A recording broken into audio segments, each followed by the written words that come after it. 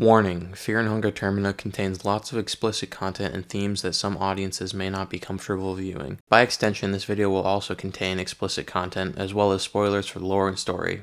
Watch at your own discretion. Do you enjoy pain? Do you enjoy suffering? How about gambling? If you said yes to any of these, seek professional help. But when you're back, I've got the perfect game for you. It's called Fear and Hunger 2 Termina. Fear and Hunger 2? But what about the first game? You haven't made a video on that? Well, I know a pretty good amount about the first game already, like the characters and endings. However, I knew absolutely nothing going into the second game, so I figured it would be a more authentic first-time playthrough. I hope you enjoy my pain and suffering edited into a funny narrated video. The first step of my playthrough was to actually get the game, which proved much more difficult than you may think due to some UK policies which required you to verify your age through a credit card. I didn't have a credit card, so I actually had to postpone this video for a while and work on another one instead, which was the Gloomwood video, until one day. So I wanted to start up this recording because apparently I'm a massive idiot, and I'm looking through my library looking for games to play, like for a video, like putting it down on a list.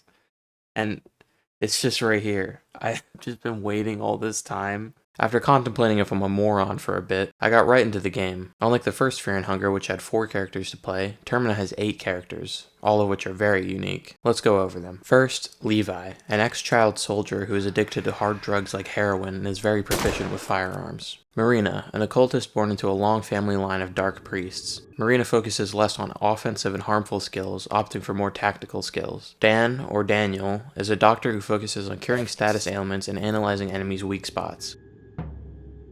He also has a very powerful ability that sacrifices a limb to revive a party member if used immediately after death. Abella, a very adept mechanic, able to craft her own weapons and traps, as well as understand how to work more advanced machinery. Osa, who I won't be talking about right now because I picked him as my starting character. Spoiler! Olivia, a botanist who can turn herbs into some incredibly good consumable items. Healing is something you'll always need in this game, and Olivia can create very potent healing solutions.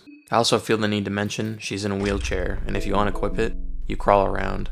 Kind of a messed up mechanic. Anyways, Marco, a professional boxer who excels in barehanded combat and evasion of incoming attacks. Last but not least, Karen, a journalist who has covered wars, strengthening her persuasive skills. She also starts with a gun. And that's all the characters. I'll go into their lore more when I find them throughout the journey, or when appropriate, but for now, it's time to get to know who we'll be playing as, Osa. Okay, just a little disclaimer for this next section. For some reason, there are little crackles in the voiceovers I recorded, and halfway through I switched to saying you instead of Osa. I don't know what happened, but just go along with it, please. I chose Fear and Hunger mode, which is like medium difficulty. Osa has a very lengthy backstory, so long in fact that you get to choose to do a whole text adventure or just the abridged version, making it similar in length to everyone else's backstories. I chose to do the text adventure the first time around because it's unique to Osa, but ended up dying to a crow mauler in a text adventure, ending the game before I even started playing. What?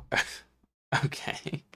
I went with the abridged version after that. Like the first Fear and Hunger, your choices here matter, choosing what skills and items you start the game with. I'll try to summarize the backstory quickly for you. Osa was born and raised in Abyssinia, a fictional continent that draws inspiration from places such as Africa, with warm climates and olive trees. The continent had been ravaged over history due to wars between different factions. Osa heavily disagreed with the wars and the people that started them, claiming they started the wars based on ancestors and beliefs that had long since passed. One day in the continent of Europa, a great war started, and because of natural resources such as oil, Europa had its eyes set on Osa's homeland, which led Osa to believe that they would soon attack. Knowing this, he left Abyssinia to not die at the hands of what he called faceless puppeteers. And here is where we get to make our first important choice. When preparing to leave, Osa's family would give him something to remember them by, and I chose the Chok Chok. I didn't know what it was at the time, but it was definitely the right choice. The Chok Chok strengthens your magic attack power, which is what Osa specializes in. After leaving home, Osa chose to go to the City of the Sun, Amon, to study spiritualism and religion, and was quickly accepted as an apprentice. At the temple, Osa was given the choice of what to learn, and I chose to learn methods of his home country, providing us with meditation, a skill that increases your rev points to full when guarding. More on that later. As Osa continued to learn from the temple, he quickly became bored of the priests of Amon and of religion as a whole. Osa did not want his life to be dictated by the gods, gods like those of Europa and Aman. This is when Osa learned of something that piqued his interest from an old scroll. He learned of the Yellow Mages. The Yellow Mages were able to be found in the first game and specialized in blood magic of Grogaroth. What interested Osa, though, was that the Yellow Mages didn't serve Grogaroth, or any god for that matter. Instead, they channeled the powers of the gods in order to benefit themselves and forge their own path of personal growth. Osa was so enamored with this idea that he immediately quit the Temple of Aman and headed east in pursuit of the Yellow Mages, finding himself at the Eastern Sanctuaries. The Eastern Sanctuaries were even more religious than those of Aman, and with Osa's very public views on religion, he was shamed by scholars and religious leaders. Eventually, Osa was approached by a group of traveling mages who saw potential in him. I chose to specialize in the basics of magic, with my reasoning being that even if I had learned advanced magic right now, I wouldn't be able to use them effectively. This choice provided La Danse Macabre, a skill that increases magic damage over 3 turns. Eventually, you met a self-proclaimed wizard who was putting together a group of adventurers to go to the dungeons of fear and hunger. Yes, the ones from the first game. You turned down the offer initially, but suddenly started having vivid nightmares. Something was calling you in the dungeons, and you had to go and accept his offer to see what it was. As your group made it closer to the dungeons, the nightmares became worse and worse. Eventually, you alone made it to the dungeons of fear and hunger and ventured inside. This is where the text adventure goes deeper, but I won't because it's super long and I died like a quarter through it. Inside the dungeons, you find a skin Bible, of which I chose Grogaroth. You ventured further and further into the dungeons, and it became increasingly dangerous. You found some weapons lying around and decided to arm yourself, picking up an officer sword. Continuing deeper, you eventually find what had been calling you all this time, a burnt, severed head buried under some rubble. The head spoke to you somehow, placing the words into your head. It claimed to be Nashra, a name that you had heard before. This was the founder of the Yellow Mages and their ideologies. Nashra said he had a mission for you, to find a man and kill him. The head instructed you to go to a town located in Europa, a town called Perhevel. He promised something big would be happening there, something of cosmic proportions. If only you knew the trouble it would get you in. I decided to stock up on medical supplies, receiving 2 blue vials and cloth fragments, and now the character history was done. Still very long despite me trying to shorten it. While riding on the train to Perhevel, we begin to drift off to sleep, and as we do, a young-looking girl draws some sort of demonic symbol on the ground. Waking up and exploring the train, we find a doorway and a pile of suitcases, and going inside, we find we're not on the train anymore. A grotesque-looking man who have to censor comes towards us and forces us to make boxes for him, and so we do. Until the girl who drew the symbol on the train beckons for us to follow. In doing so, the janitor finds us and we start our first battle, which I promptly lose. Oh, well, that was quick. To stop us from trying to leave, he cuts off our legs, but that won't stop me. I begin crawling back to where the girl went, and eventually come to a pit of complete darkness. After stepping, or rather crawling in, we are transported to a place called the Hall of the New Gods, with familiar faces from the first game appearing, like Francois and the Tormented One. Eventually, we're teleported out of the hall and to the top of what seems like a tower, with some man dressed in green standing before us. The mysterious figure tells us that the moon behind him is the trickster god, Rare, and that his name is Perkele, which is a Finnish curse word that roughly translates to devil, which I've heard is used in a similar way as god dang it. He continues explaining the actions of his master, saying that the 14 people who were on the train, including us, are to participate in a jubilee of cosmic proportions, the festival of Termina. Not wanting to burden us with too much knowledge, he bids us adieu and we wake up back in the train with both of our legs. What a strange dream. Making our way outside, we meet up with most of the people that were on the train with us. After talking and introducing ourselves, and while listening to Nashra roast everyone we talked to, we learned that we weren't the only person to have that crazy dream about Perkele. Everybody on the train had seen it. Even worse, the train was stopped on the outskirts of a town, and all the personnel had vanished without a trace. Over the forest of trees was the tower marking the center of Perhevel, town Nashra wanted us to go to. Everyone came up with their own plans. Some like Karen would go into the city as she had a job to do. Others like Dan would wait at the train for help to arrive. And thus began the first day of the Termina festival.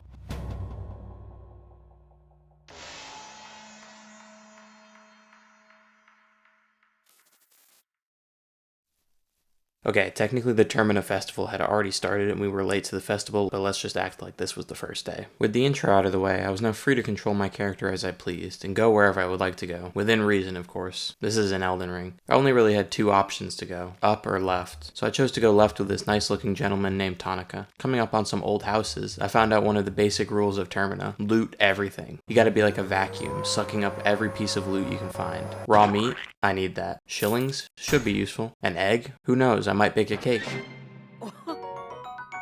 Continuing along the trail, I find a disturbing scene where 2 people were killed. But who cares about that? More importantly, I found a ritual circle. At the time I didn't know, but these ritual circles are very important to raising your affinity with the gods, which allows you to learn more skills related to that god. With a piece of chalk and some knowledge on where and how to draw the correct sigil, found mostly through books, you too can channel your favorite god and begin reaping the rewards. Some may be instant, like Venushka spawning a tree that allows you to skip certain parts, but others are more of a slow burn, like Grogeroth. Continuing upwards, I became witness to another gruesome display.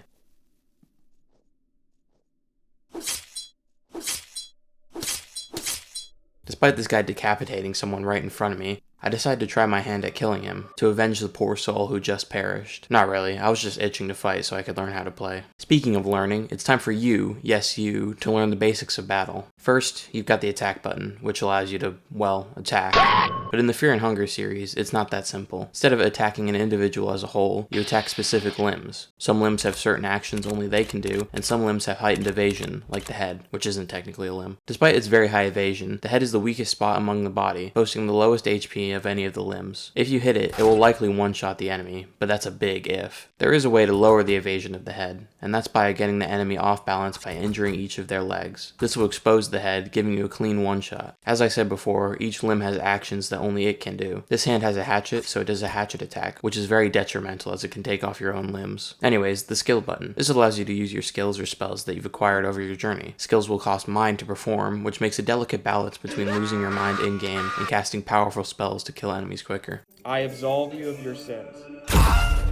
Next, the rev up button. As you take turns in battle, these triangles will light up from blue to yellow. When you have at least one triangle, you can rev up. The first triangle increases physical damage by 30%, the second by 40%, and the third also by 40%, but it allows you to attack twice. In addition, some high-powered spells actually require you to rev up at least once in order to use them, such as Hurting or Black Smog. Something else essential to your survival is the guard button. Guarding will reduce the damage you take by about half. However, there is a hidden use case when it comes to coin flips. Some enemies have a coin flip attack, which will usually be a devastating attack that does massive damage or an instant game over. Take this villager for example. He'll set up a bear trap, and then a turn later a coin flip will initiate. Guess correctly and you jump out of the way. Incorrectly and you can say goodbye to a leg. By guarding before the coin flip initiates, you can avoid it altogether. So if you know it's coming, it's better to guard to avoid the coin flip. That's the basics of combat, and some more advanced tips sprinkled in that I learned from playing the game and watching a few videos. However, the me that's actually fighting has no clue about any of this, and the woodsman is a notorious character who kills newbies. There's no way I could beat him. Hey, I won my first fight. Oh wow, I actually thought I had died to him the first time. I completely forgot I actually won. I did end up losing an arm for it, but all's well that ends well, I guess. After defeating the vile woodsman, I entered his house in search of any goodies I could hoover up. I didn't find anything too useful other than a skin Bible for Allmare and a rickety old bed where I could sleep. That was, until I went into the basement. Down there were some barrels and shelves that were lootable, but more importantly, another ritual circle. This is where I first learned how the ritual circles worked, at least a little. I had found a piece of chalk on my way to the woodsman's house, and I was able to draw the symbol of Grogeroth here, increasing my affinity. Your affinity with the Grogeroth has increased. Oh, okay. I see. After all that praying to an ancient destruction god, I was spent, so I went back upstairs and decided to take a rest.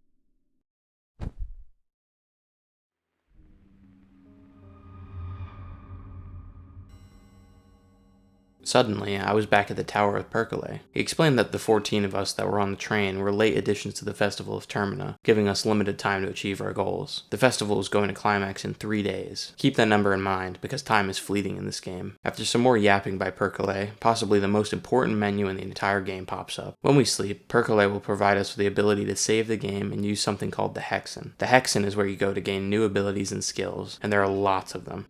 Oh my god.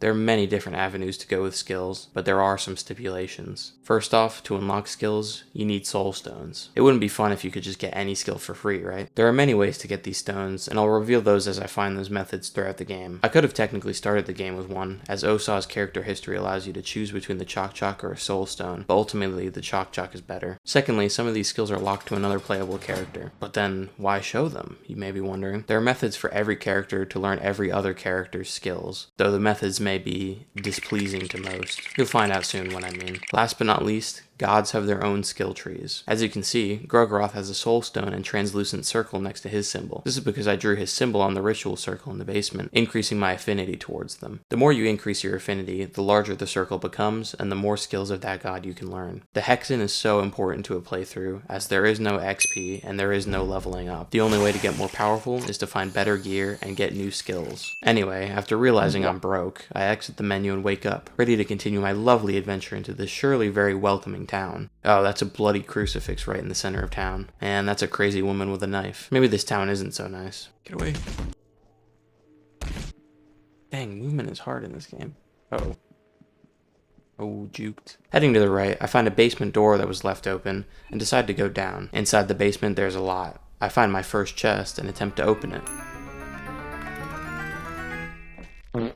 Great. Nothing. Anyways, there was another weird looking ritual circle down here in the basement, which a nearby book indicated as an altar to the new gods. I didn't know what to offer to the circle, and interacting with it gave no information other than I didn't have what was necessary. Oh yeah, there was also a bone saw, a surprise tool that will help us later. Climbing out of the basement and leaving the house, I came across a great big mansion. Inside the mansion, we are greeted by Jeeves the butler, who informs us that there is a new mayor for the town waiting upstairs in the dining room for us. I like Jeeves. Though he looks a little scary, at least he seems sane, unlike some of the other villagers. Before heading to the dining room, I explore the house a bit. The bottom floor has a ton of bookshelves, which each have a chance to give some very powerful books. I didn't get anything good this time, and continue upstairs, where I find this creepy looking dark priest just sitting there. Not wanting to mess with that guy, I finally make my way to the dining room and meet the mayor, who's a lot different than I was expecting. He insists I sit and join him, and so I do. He remarks on how all the other villagers are all going insane, and then provides some rare delicacies only found in Prehevel for us to eat. Oh, I can only imagine what delicious foods it may be. Maybe it's a fruit that only grows here, or a type of cheese that uses mites to enhance its flavor. Oh, hell no.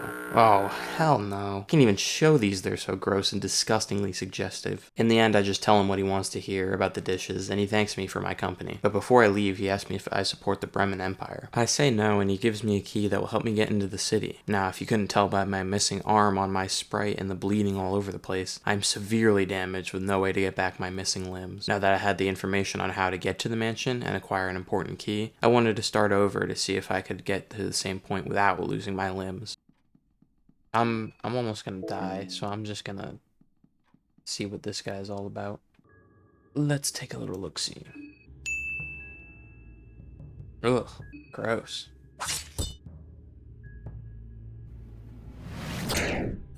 Oh my goodness. Yeah, what? Okay. Killed me so hard that the game crashed. Anyways, time to restart and speedrun through everything. I won't bore you by going over everything again. I just did everything I had listed previously, but miraculously without losing any limbs. Until this guy, where I lost a leg. Heads. Come on. Ugh. One thing I will mention is that I learned what this circle in the basement does. On my run back to the mansion, I had found a bone saw, I think from a box or something, and when interacting with a body, one of the many options you can do is to saw off their head. Saw off his head? Wait, what? Why do I now have that?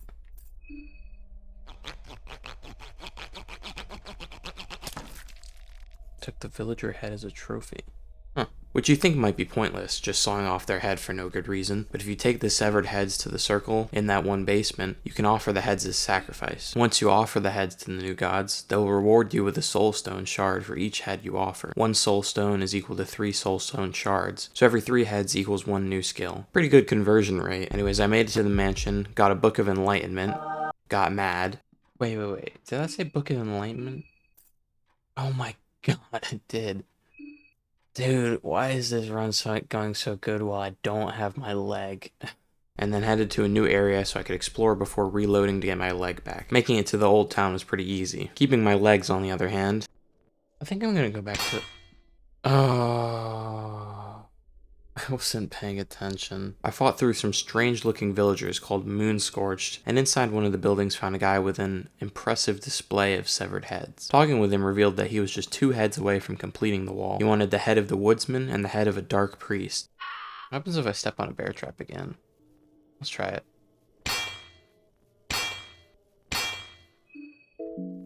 Nothing really. Exploring a little more, I found Dan, one of the contestants who was on the train with me, and who said he was going to stay at the train. Liar. He was looking at the condition of one of the villagers, saying that parts of his body looked like it was burned by severe radiation, while simultaneously suffering from frostbite and hypothermia, an odd assortment of symptoms. After introducing ourselves to each other again, we get our first party member, and then I died immediately after stepping outside from an infection. What? Weirdly enough though, I was still able to crawl around. Maybe I was immortal? Let's test it out.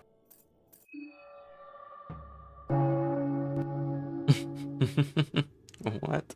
Attacking with Dan leads me to a black screen and then a sudden crash. Yeah, I kind of expected that to happen. Guess I was just delaying the inevitable. Oh well. After that I went to bed in real life because I had been playing for like 3 hours. After waking up the next day, I got right back to playing the game, excited to finally make some progress. Let's see what I got up to. Huh, there's nothing playing? Oh, yeah, that's right. I regret to inform you all, but the recording for the second day of progress was lost, or rather, it was never recorded in the first place. For those of you who don't know about OBS and how I record my videos, each audio source has its own track in OBS, so when I'm editing, I can edit each audio source separately. The problem with this is I need to check the audio sources are correct and receiving audio in OBS before recording. On the second day, I got too engrossed in the process of checking, I forgot to press record once I was done, and in my infinite wisdom as a YouTuber who has recorded games countless times, never checked OBS was recording for the entire 2.5 hours or so that I was playing. So thanks to my idiocracy, here I am nearly 3.5 months later, trying to remember what happened so I can retell it for the video. Here's my best recreation of that. First thing I did was head back to the old town in order to get Dan as a party member, only to find out that he leaves your party if you leave the town, so that was a pointless trip. In order to get into the city and progress further, I need to get the necessary keys to unlock the padlock on the gate. I already got the first key from the mayor, but I currently don't know where the second one is. However, heading to the left of the gate, I come across a bunker. Well, I think I know where the next key is. The bunker is ridiculously ominous. There's nobody there and it's completely silent apart from my own footsteps. That is, until something else started to make sounds.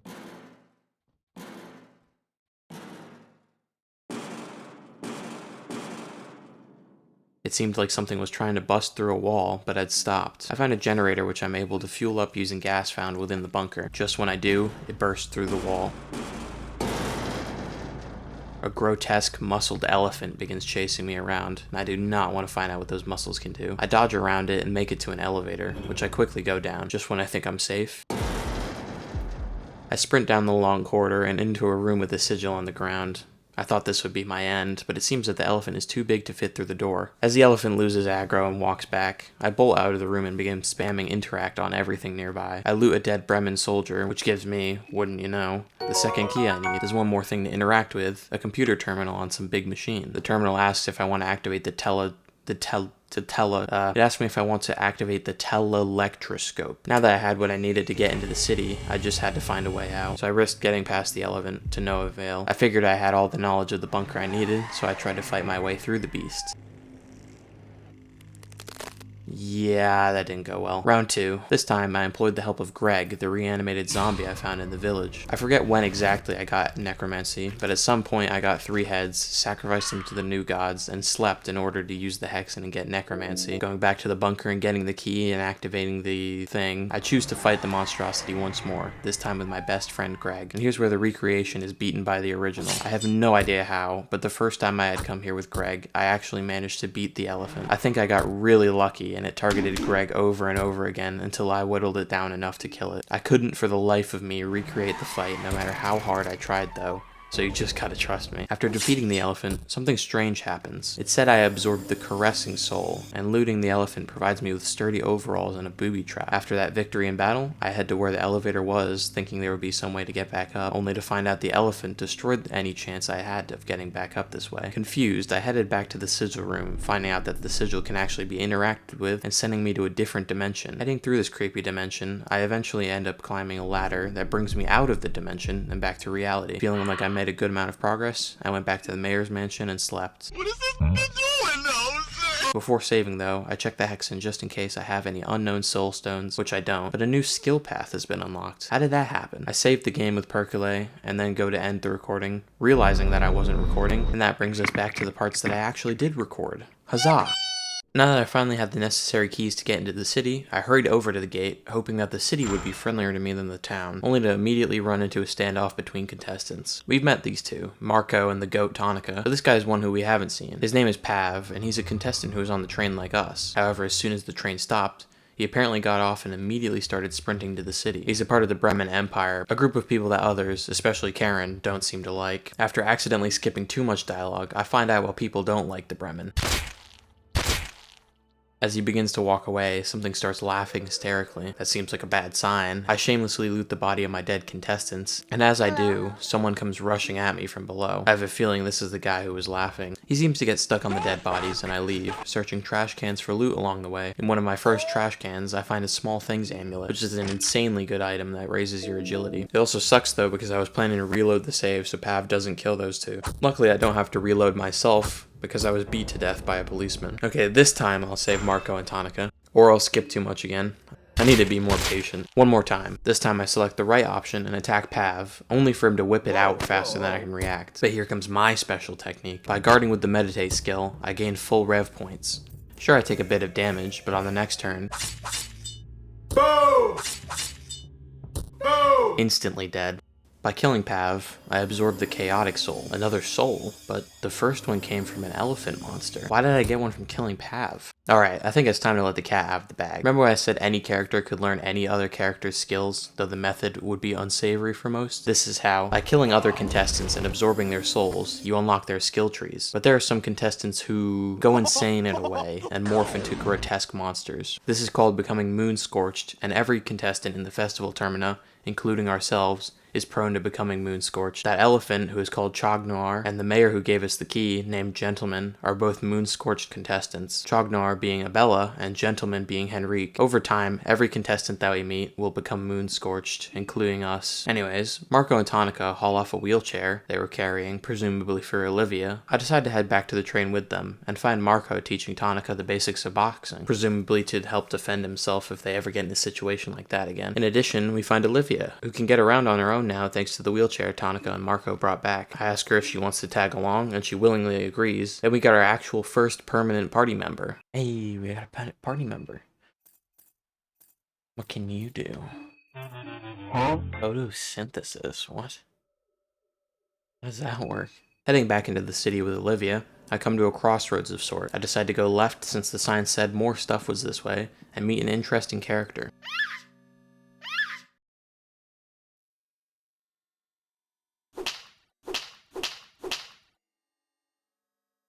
He introduces himself as Pocket Cat, and before he says anything else, Nashra chimes in, talking about how he's met Pocket Cat before. This is a reference to the first game, where you can find Pocket Cat as a merchant in some caves. His method of payment in the first game was unique, to say the least. Instead of trading for coins like a normal person, he traded for children. Yep. One of the key points of the first game is guiding a little girl through the dungeons, and technically, you can trade the little girl for Pocket Cat's wares. His wares aren't bad either, they're actually incredibly powerful, like the Necronomicon in the Book of Enlightenment. Nashra continues to talk, saying that Pocket Cat is a slave of the trickster god Rare, the one who is hosting the festival of Termina. Pocket Cat talks about how we have a familiar looking face, and then starts talking about how the world has gone through true darkness. He then asks what we think comes after such intense darkness, and I answered growth into something new. He seems to agree with my answer, but then immediately says that chaos is what follows instead. After rambling for a bit, he tells us he's a head salesman. That doesn't sound very good. So this time around, instead of buying things from Pocket Cat using children, we use the severed heads of other contestants. This guy loves to come up with messed up forms of payment. He then shows me his wares, and it's a treasure trove of books. Books of Enlightenment, all Alchemilia books, and any skin Bible you could ever want. Oh, I wish I had heads. Pocket Cat talks about how the tower at the center of town is past the church's secret passage. That seems like useful information to know. After he leaves, I head back to where I beat Pav to death and saw off his head, in case I ever want to buy anything from Pocket Cat later, and then go back to town to raise a ghoul using necromancy. With my newfound party of 3, I had a plan to get a ton of heads and a ton of soul stones. My plan? Mass murder. I went back to the slums where Dan had been, and began mercilessly killing all of the villagers and cutting off their heads one by one. Heading back to the altar, I sacrificed 12 heads to the Tainted One, who I believe is one of the new gods, and received 12 soul stones shards in return. That's 4 whole soul stones. After getting all those juicy stones, I decided to head back to the train to save and use the hexen.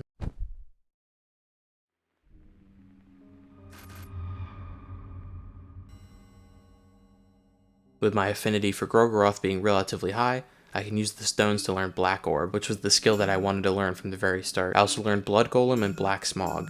Blood Golem creates an extra ally using your own blood. Very useful, as it creates another body that can take damage for you. Black Smog is an AoE attack that also blinds enemies, severely reducing their accuracy. All of these skills are super uber powerful, but I still have a soul stone left, so I decided to go for one of Osaw's skills. The skill that I chose was Spice Forge. And now, ladies and gentlemen, with the acquisition of Spice Forge, I had just become insanely overpowered, and I didn't even realize it. You'll see what I mean. After waking up, I opened the menu to check what Spice Forge actually does. The description of the skill says that it allows you to customize the properties of your otherworldly skills, but actually using the skill opens this menu that allows you to assign one of 3 spices to your other spells, like Black Orb. You see where this is going? There was no description of what the spices actually did, so I looked it up.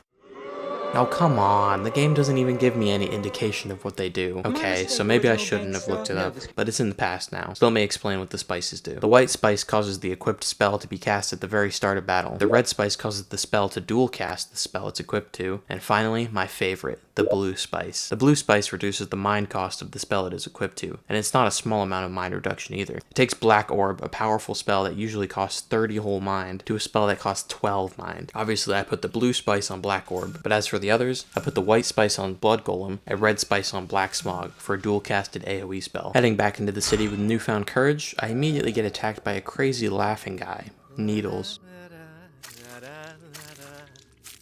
He's a very scary encounter, but I'd say he's the perfect opportunity to test my new skills.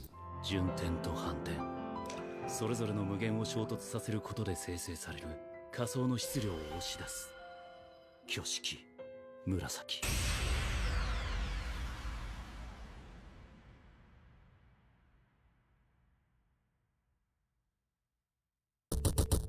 Oh my god.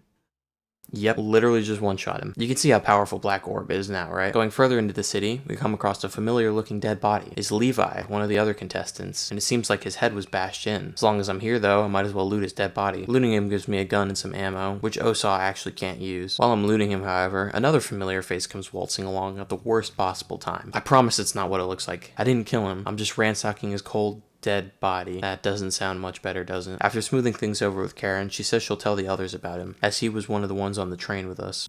Hey, do you mind if I just saw off his head right in front of you, you know? Making my way through what seems like a war-torn street, fighting through cocooned monstrosities and dodging landmines, I make it to some place called the Deep Woods. Ominous. While trying to find my way around the forest, something strange comes out from the mist. Huh? Why is Olivia walking around when Olivia's in my party? Oh yeah, it also says Doppelganger Olivia right there. Well, time to fight it. Upon entering the fight, the Doppelganger shows its true colors, transforming its face into a large, toothy mouth. I promptly one-shot it, and its corpse provides various herb-related loot. Oh! Alchemy Volume 1. Yes, I can craft blue vials now. Oh, that's so nice. After sawing off the head, I continue through the forest and get jump scared. Not wanting to deal with whatever that is, I continue running and find myself inside another bunker.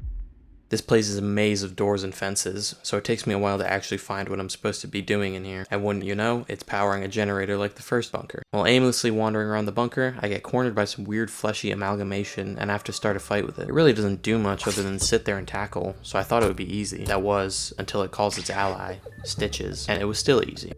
Yeah, you know what? Screw you, Black Orb.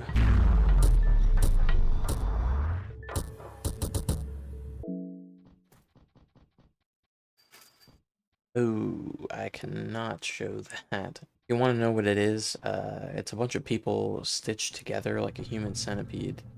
Finally powering up the generator and making it back through the maze, I take an elevator down further into the bunker, finding another tele-electroscope, which I turn on and then quickly leave the bunker. On my way back to the city though, the weird horse I was trying to avoid ambushes me and immediately starts the fight off by nearly killing everybody in my party. What the hell? Run. Oh my god.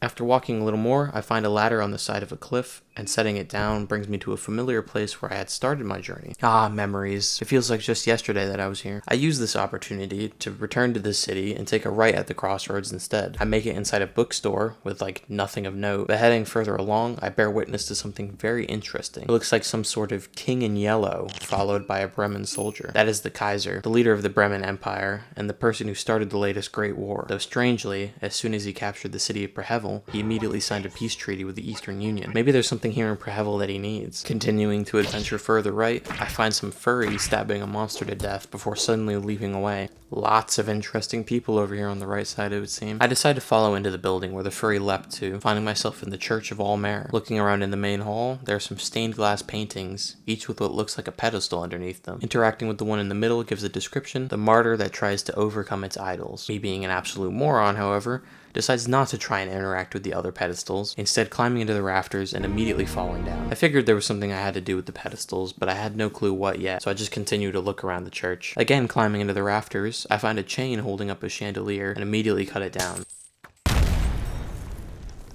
In addition to the chandelier, I cut down a woman who seems to have been dead for a while. This woman right here has the key for me to become even more overpowered than I already am. See, even though the cost of Black Orb is lowered by a significant amount due to Spice Forge, I'm still using Mind every time I use it, so I've been going through a lot of alcohol up to this point. But what if I could use the Black Orb and gain back Mind? Well, that's where the Betel Stone comes into play. The Betel Stone restores 10% of my mind every single turn. Let's do the math here. Black Orb costs 12 thanks to Spice Forge, and Betel Stone restores 10% mind every turn, which would be 10 mind because I have 100 mind, which means that each Black Orb costs 2 total mind each turn. 2 mind Black Orb? Powerful magic at a cheap price? Satisfactory. That aside, I hop down where the chandelier busted the floor and find myself in a dungeon, which a church should not have. Walking through a gruesome display of gore, I find an elaborate statue, and interacting with it gives me the martyr effigy. According to the text box that pops up, this statuette holds great importance. Yeah, this probably goes on the pedestal on the first floor. Further down, a dismembered body has keys to the church and the sewers. There are tons of enemies down here in the church's dungeon, like these weird snail mage looking things. But other than that, there's a sigil drawn on the floor, which at this point of the story I had found out was the sigil of Rare, the trickster god who created this festival. Interacting with it brings us to the other world again, and there's really nothing in here other than another person. How did someone else get here? Walking up to her, she seems to become very distressed, saying that we aren't her and that we're ruining everything, whatever that means. I try to diffuse the situation, as she seems, let's just say, mentally unstable. Because I know you're mentally ill. That doesn't work, and she continues rambling on about how he ruined the surprise. I tried diffusing the situation again, but she just won't listen.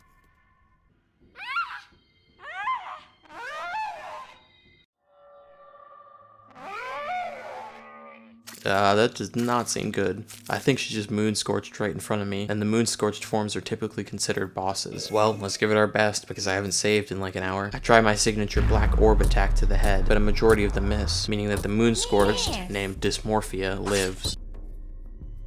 Uh-oh. Ooh, that's not good. Alright, one more Black Orb. This is for all the marbles. To my surprise, the Black Orb actually does kill her. I absorb the Radiant Soul, and interacting with Dysmorphia gives us her final words. I'm absolutely radiating. Why can't you see? Well, that hurting spell took out my other leg, so now I'm stuck crawling around. Yeah, I don't want to deal with this if this runs over anyways.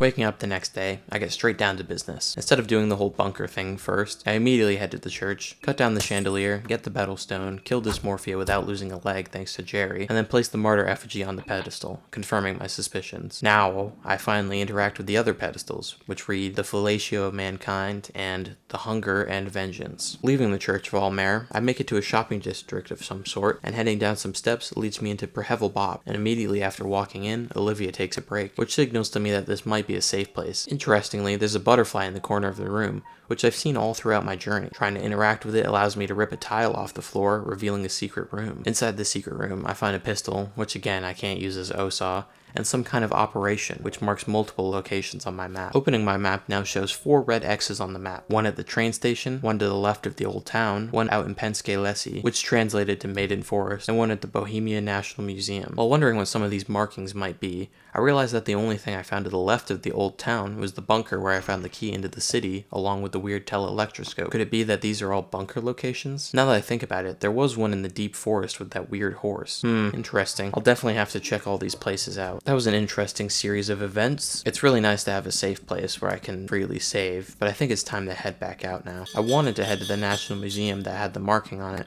but I couldn't find a way to the right, other than a door which I couldn't open or break open, unfortunately. You failed! Making it into a department store, I hear a bunch of people screaming above me.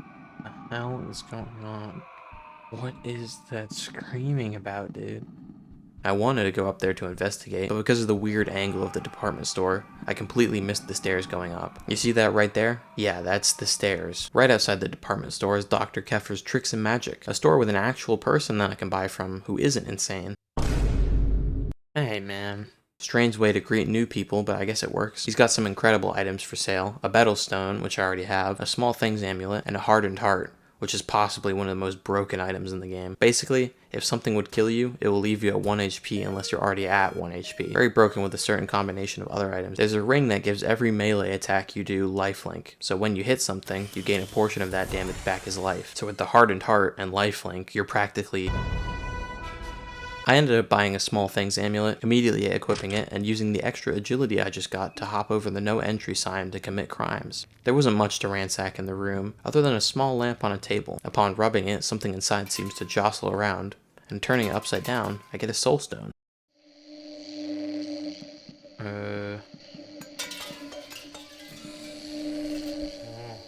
Okay.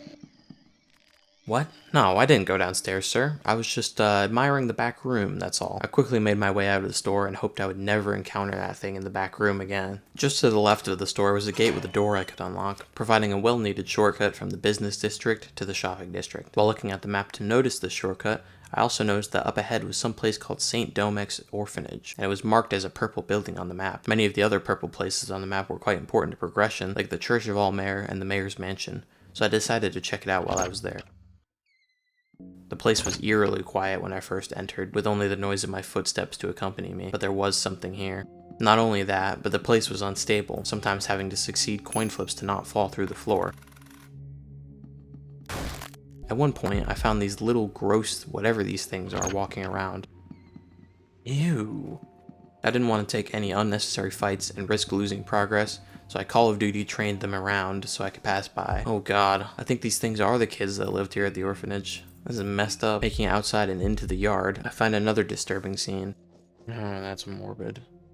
The only other thing was a shed with some kind of warding spell on it. Using a purifying talisman allowed me to open the door, and going in reveals a sigil of rare, which takes me to the other world as expected. Immediately upon entering the dimension, I see one of the statuettes that I need for the church, so I definitely have to go through here. But what is here? It doesn't resemble an orphanage at all. It's more akin to trenches of war, with barbed wire and bags all over the place. Not only that, the enemies here seem to ambush you, waiting in the ground for you to walk by before leaping out to chase you. After maneuvering past the enemies flawlessly, if I do say so myself, I make it to the statuette and immediately leave the orphanage. That place was creepy as hell. After the orphanage, I go back to Brahevel Bop and sleep, using my one soul stone to learn greater meditation. I learned it because it was part of Osaw's skill tree, but apparently the skill literally does nothing due to a bug, which is cool, I guess. I wasted an entire soul stone on a nothing burger of a skill. Sleeping had progressed time further again to the night of the second day, causing the streets to be much darker than usual. While making my way back through the city, I realized there was a door I never explored. Eager for new adventure, I stepped right in, and immediately got trapped inside by someone. Great. What kind of door locks from the outside and has no way of unlocking it from the inside? Well, might as well keep going. I noticed right away that everything in here had a weird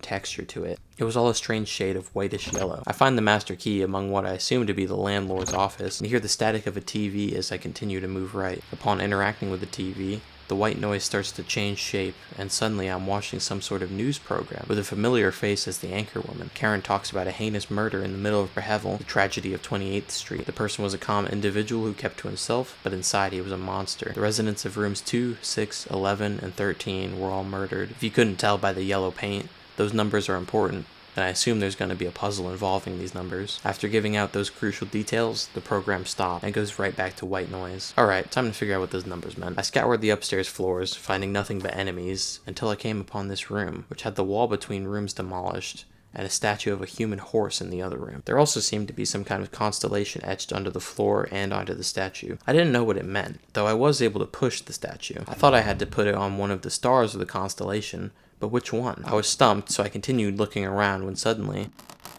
Did you see it? I did. And it wasn't a barking spider, it was the floor. My monkey brain immediately had its neurons fire, and I began pushing the statue over to where the floor was weakest.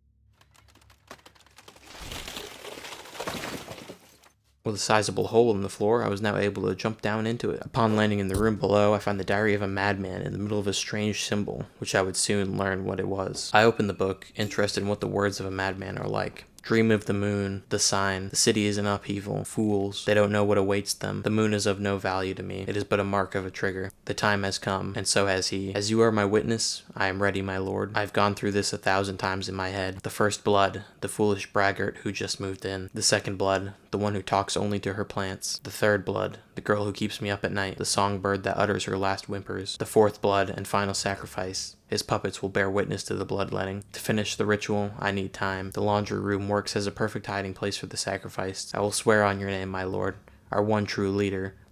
After that, the writing becomes unreadable. After closing the book, though, I find Dan. Why the hell are you sitting in a cuck throne in this empty room? Dan asks if we know what the sigil is, and Osop, being very knowledgeable in the gods, lets him know that it's the sigil of the sulfur god. This is the first time we, the player, have ever heard of this god, and the first time Dan has too. I would talk about the sulfur god lore a bit, but it would spoil a good bit of stuff for an ending that I didn't get, so unfortunately I won't. Seemingly grateful for giving him some information on the sulfur god, he asks to join our party, for real this time though. I gladly accept him and venture down into the basement with newfound confidence in my ally. I would hate to live in a place with a basement like this. It's beyond creepy. At the end of the unnecessarily long and creepy hallway is the laundry room, with a single running washing machine with blood dripping out of it. This must be where the madman hid the bodies. Interacting with the washing machine tells us it has a 4-digit code to keep the lid closed. What? Is that like a normal thing for washing machines in apartments? To have a lock? Anyways, this is where the numbers that were highlighted in yellow in the news broadcast come into play, but you can't just put them in as they were shown in the broadcast. You have to solve the puzzle. Luckily, the puzzle wasn't too hard, it just took a bit of walking around.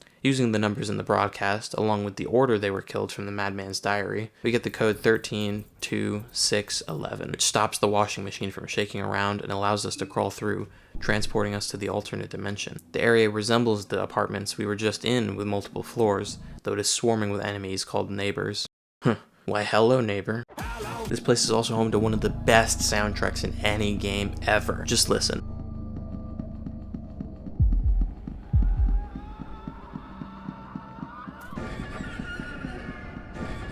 What the?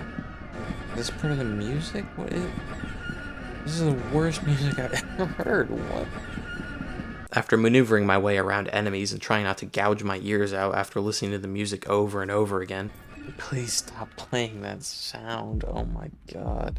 We make it to another statuette, this one called the Fellatio effigy. That makes all 3 effigies. I wonder what will happen when we return them to the church. Making my way back to the main floor, we find the door isn't locked anymore, and quickly exit the building before any more shenanigans happen, returning to the church to place the effigies. Upon placing the effigies on their respective pedestals, a secret room opens up in the floor. First a dungeon, now a secret passageway. What kind of church is this? The passageway has us go through various gates, each with enemies behind them, which we easily overcome. Leaving the passageway has us entering the mausoleum alley for like 2 seconds. After that lovely 2-second detour, we enter the altar of the one god. In the middle of the altar is a pale and dead lady, and walking closer, we end up finding ourselves in trouble.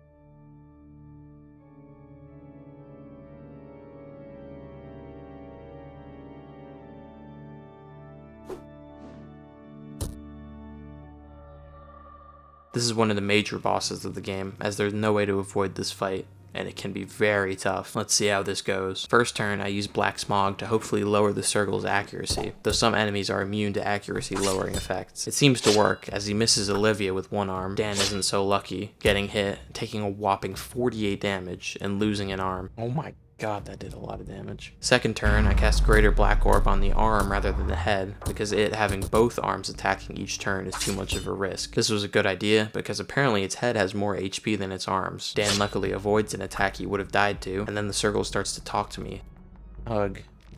I don't deal with the likes of you. Wait, what? You're not the one I'm after. Who are you? I see, you're one of those idiots. Are you just leaving? I'm off. I don't want to bother tainting my blade with your foul blood. What? He just left?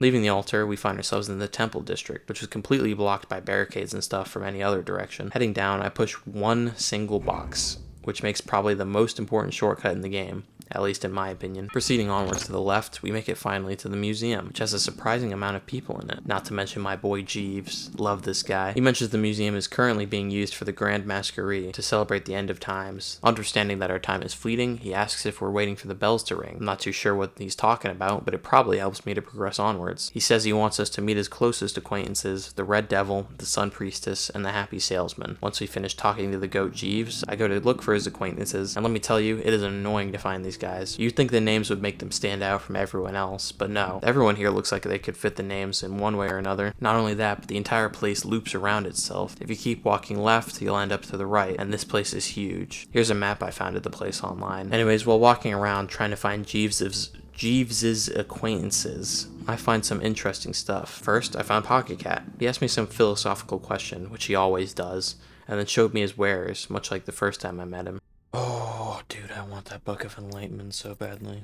Second, someone unexpected appeared. The genie with the massive amount of charisma, let's say. And I did not want a chance fighting him in battle. For all I knew, he could be immortal, following you forever as a punishment for stealing. Lastly, a grandfather clock that I could interact with. I could move a bunch of things. The hour and minute hand, obviously, but also some other hand, which seemed to allow me to pick a god's sigil. I had no clue what to do with it at the moment, and feeling I had made significant progress, I went back to Bob. Once there, Dan immediately went behind the bar and asked what I'd like to drink. I've never had a drop of alcohol in my life, so I just said old-fashioned, not even knowing what it is.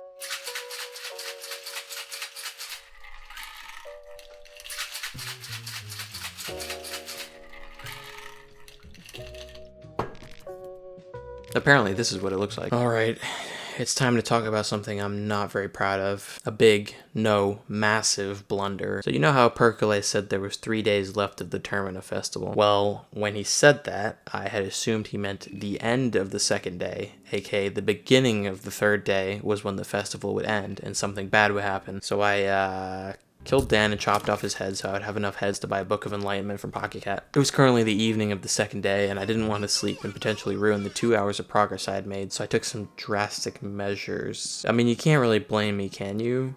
Right, guys? Yeah, so anyway, it gets worse. After killing Dan, rest in peace, I went back to the museum to buy the book from Pocket Cat, only to find out he wasn't there. What? Apparently, Dan is supposed to be the next host for Pocket Cat, which apparently is an immortal being that continues to exist by possessing humans that contain the blank soul, which is Dan in this case. If you get rid of Dan, you get rid of Pocket Cat. So I killed Dan for literally zero reason, but how was I supposed to know that? It wasn't my fault, I swear. After this huge series of blunders, I had no clue what to do. The only thing I could think of was to find a Book of Enlightenment naturally through a bookcase. Where might I find bookcases this late in the game, though? An orphanage, of course. I had barely explored the orphanage, so I went back there, rummaged through some shelves, and found some good things, like a skin Bible of Venushka, Rare, and most importantly, the God of Fear and Hunger. I didn't know what these books did, but I was desperate to find some way to save the game. Looking up what the skin Bibles did, I found out that the skin Bible of God and Fear and Hunger allows you to create a one-time use save point. I was saved! I immediately went back and drew the sigil. Okay, so it turns out I'm stupid. I looked it up, as she said it was the evening of the second day, and Percolé said we have 3 days. So I assumed that sleeping on the second day to go to the third day would do something bad. And then, after all this, looked up what day you actually lose. So I never needed a Book of Enlightenment. I never needed to kill Dan. I didn't even need the God of Fear and Hunger skin Bible to save. I literally just could have slept the whole time. And so I did, full of shame and regret.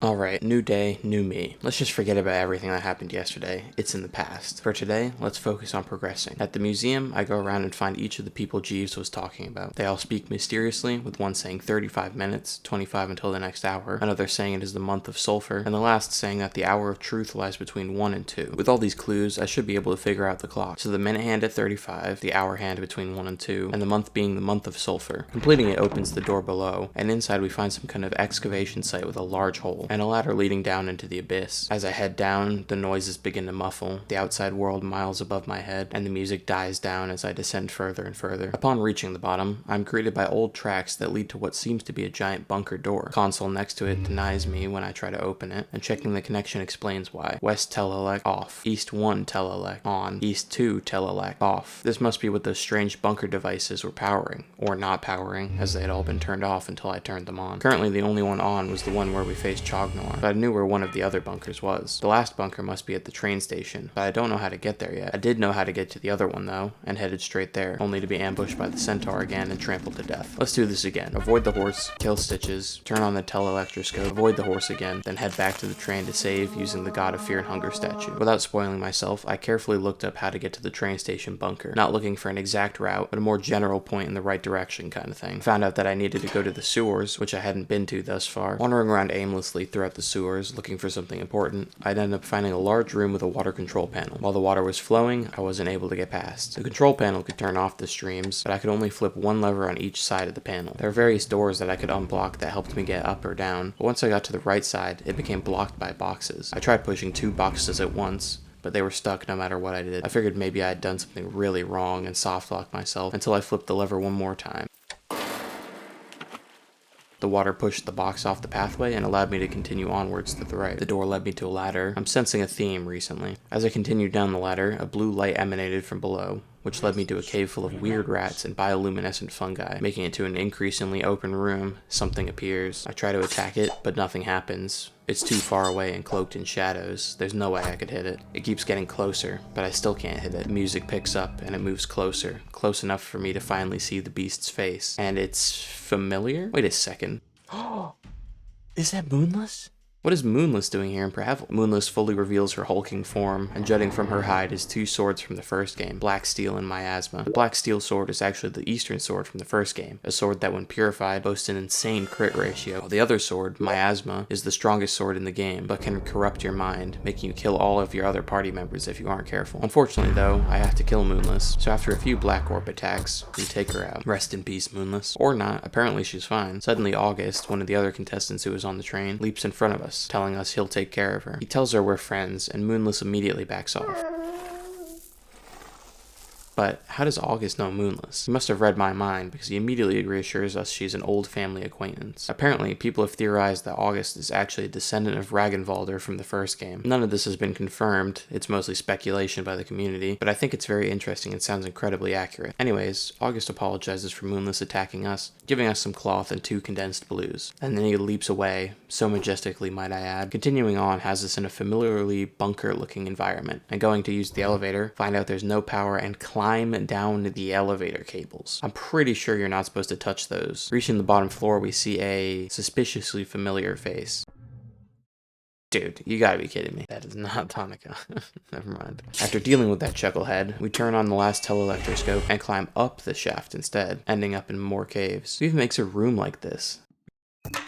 Oh my god. Finding yet another elevator, this brings us to the old town on the 1st floor and back to the Church of Almer on the 2nd. Perfect, I can head straight to the museum this way. Let's see if this works now.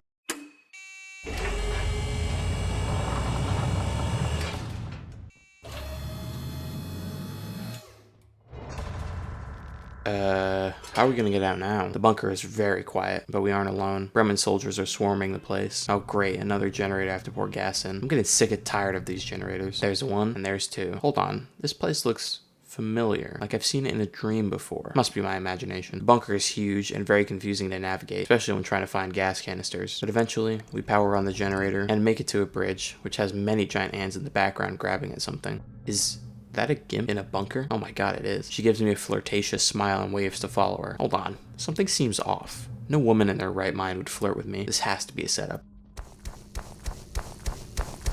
Oh my.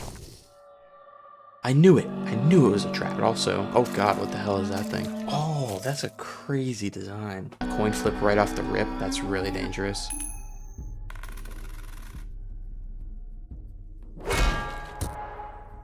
But the Gimp seems to be giving the giant tank thing commands as her attack, so maybe if I get rid of her, it will stop attacking, or at least be confused enough I can take it out. Taking the Gimp down, it does seem to confuse the platoon as it's called, making it not attack, at least for one turn. I take that turn to get some major damage in, and my goat Olivia crits the platoon for 1400 damage. Ooh, 1400 crit.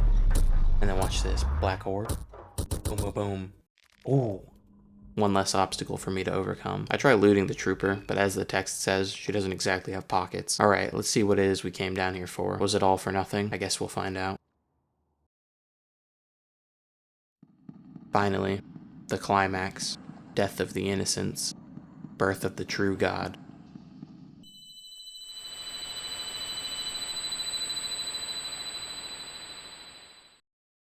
It's the Kaiser. This must be where he was heading when we saw him earlier. Nashra starts to sling insults at him, but like an unbothered Sigma male, Kaiser continues to talk, saying that we've come to see the birth of a new era, the birth of a new god, the machine god, logic. The Kaiser finally comments on the head we're carrying, asking if that's what remains of Nashra, and Nashra, unexpectedly, keeps slinging insults. The Kaiser comments on his foul mouth, and then continues talking, saying that the breath of the machine god is still frail, and that he won't let us near logic.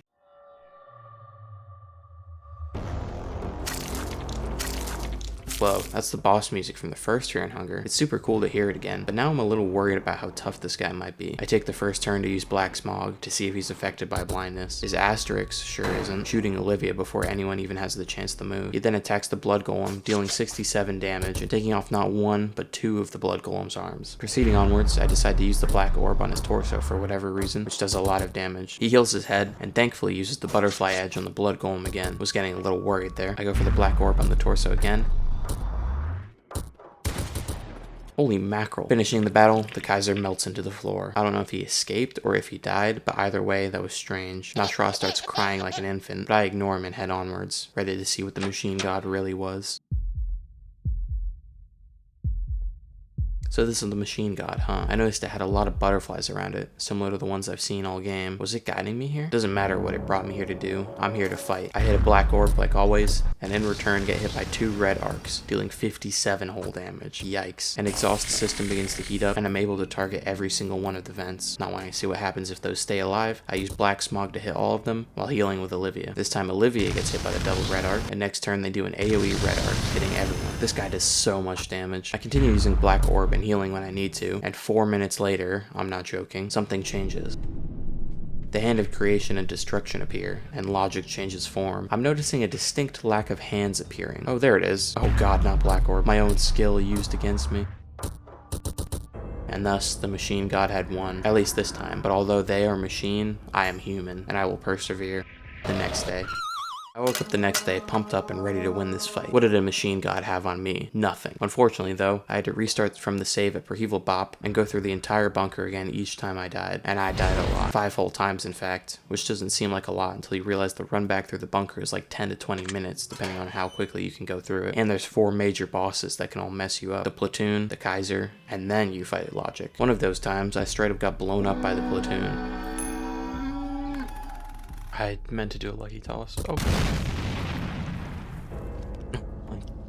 184 damage. On the winning run, I decided on a whim to take heroin before going to fight logic, which I think may have been what made me win, as heroin increases your damage by 200%, sets your max mind and HP to 125, and if you would die, it puts you to 1 HP instead. Of course, then you get addicted to heroin, but that's a small price to pay for beating a god. Here's how the winning run went. A 1, a 2, a 3.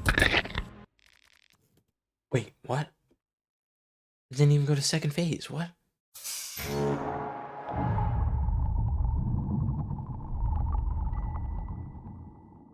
The conscious of consensus. Just an avatar for the stream of thought. Join me in the promised land. Whoa. Artificial green. Warmth surrounds your body. Feels like you're floating in nothingness. Empathy and hope fill you from inside out. You've gone through enough, now you can rest. Just close your eyes and let the warm waves wash you away. Sorry.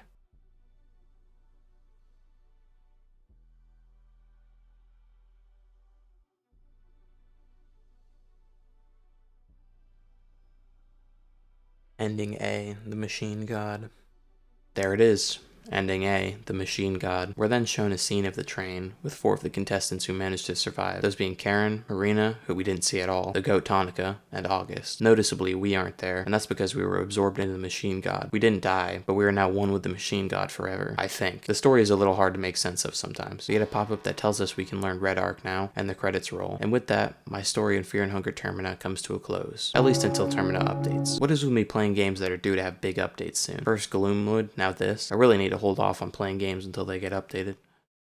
Hey, welcome to the end of the video. I wanted to take this time to talk about a couple things, so I hope you don't mind if I put some Subnautica 2 gameplay in the background. No spoilers if you're worried about that, just me gathering some materials. First things first, thank you so much for watching the video, and for those who watched the Gloomwood video, thank you for watching that too. At the time I'm recording this, the Gloomwood video is at 98,000 views, and I'm at 1,600 subscribers, which is nuts that all of that came from one video. It wasn't my first YouTube video, obviously, but I feel that it's the first video that gave me a clear direction on what my channel should strive to be. Before, I was just posting videos of me playing with my friends, and that's cool and all, but it's a super saturated idea, making it hard to stand out. With the Gloomwood video and this video, I now feel I have a clear format of video that people want to see. So again, thank you for watching. Next, and probably the most prevalent thing to talk about, why this video took 4 months to make. I've been going through a big move recently, still am technically, so I was using a gaming laptop that I had with me to record and edit videos. Immediately after the Gloomwood video, like literally 4 days after the video came out, I started playing through Termina and even edited the first 10 minutes or so of the video, and then my laptop basically exploded. I went to open DaVinci Resolve one day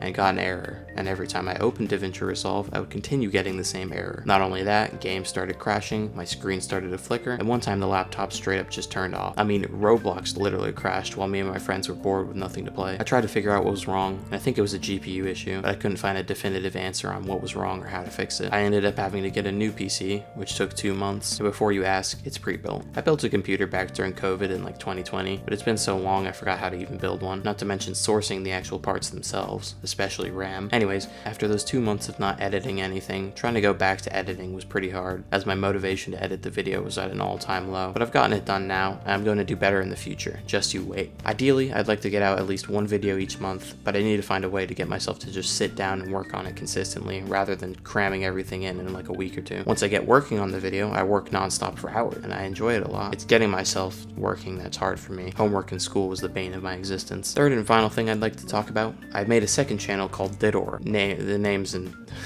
The name is heavily in progress. I feel like it's a little early to make a second channel, but I also feel like it's necessary for me in a way. Obviously with the Gloomwood video and this video, people are going to expect a certain type of video like these videos in the future, where I play through a game and record a script of my experience through the game. And trust me, I'm going to make more of that, don't you worry. That means I can't just post a video of me and my friends playing some random game out of the blue. However, I still do want to make videos of me playing with my friends and other content similar to what I made previously. That's what my second channel is going to be for those videos that wouldn't fit the main channel. That may be things like playing games with friends, card openings for Magic the Gathering or Pokemon, deck techs for Magic the Gathering, challenge videos for certain games, or different video ideas that I don't even know yet. I would also like to stream at some point, so stream highlights could go on that channel, but that's way in the future. I don't even want to think about that right now. My internet's also really bad right now, so basically, if people like my personality from my main channel videos and want more, the second channel would offer that while not clashing with the format of main channel uploads. When I was making gaming videos with my friends, nobody would really watch them, and understandably so. I mean, I'm just a random guy playing games with this random friends and to see billions of videos that are exactly the same. But if I establish myself and my personality and people enjoy watching that side of me, I can make videos with my friends while providing entertainment to other people. I believe that's all I wanted to yap about. Oh, but a little sneak peek for those of you who did make it to the end. A little birdie told me that I've dishonored the Didor Rules name by taking so long to upload. Take of that what you will. Thanks for watching and see you next time. Hopefully not in 4 months.